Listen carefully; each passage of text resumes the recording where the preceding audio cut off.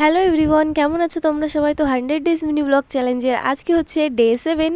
তো দেখো সকালবেলা আমি একটু বই নিয়ে বসেছিলাম, তারপরে দেখলাম কাকু এতগুলো পুঁটি মাছ নিয়ে চলে এসেছে মাঠ থেকে। তো মা কাটতে কাটতে তো অনেকটাই রেগে যাচ্ছিলো, কারণ পুঁটি মাছ কাটাটা একটু সময় সাপেক্ষের ব্যাপার। তারপরে গিয়েছিলাম একটু পুকুর পাড়ে, আর এখন তুলছি একটু বেগুন। এখন এসছে একটু বেগুন খেতে, আমাদের বাড়ি একদম রয়েছে বেগুন ক্ষেতটা।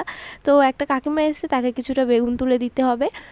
তো সেই কারণেই এসছিলাম। আর দেখো তারপরে আমাদের গাছ থেকে এত বড় একটা লাউ পারলাম। তোমাদেরকে অন্য একটি ভিডিওয় দেখাবো আমাদের বাড়িতে আরও কী কী সবজি চাষ করা হয়। তো তারপরে আমি স্নান ধ্যান করে চলে এসেছি। তো আজকে আছে একটা বিয়েবাড়ির ইনভিটেশন, যার কারণে শ্যাম্পুটা করতে হলো। আর এই শ্যাম্পু করলে তো শীতকালে আমার ভীষণ মাথা যন্ত্রণা শুরু হয়ে যায়। গরমকালেও হয়, কিন্তু শীতে একটু বেশি হয়, কারণ আমার একটু ঠান্ডার প্রবলেম আছে। তো বিয়েবাড়ি যাওয়ার জন্য এই কুর্তিটা আজকে পরেছি। আর তারপরে হচ্ছে আমার হুডিটা পরে নিলাম, কারণ এই শীতে তো আমি হুডি ছাড়া একদমই যেতে পারবো না বিয়েবাড়িতে।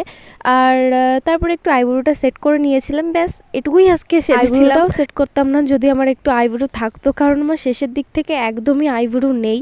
তো সেই কারণে একটু সেট করে নিতে হয়। তো তারপরে বিয়েবাড়ি যাওয়ার পরে গিয়েছিলাম আমার বান্ধবীদের বাড়ি এক কাপ কফি নিয়ে, কারণ ওরও আজকে ইনভিটেশন আছে, ও আসবে।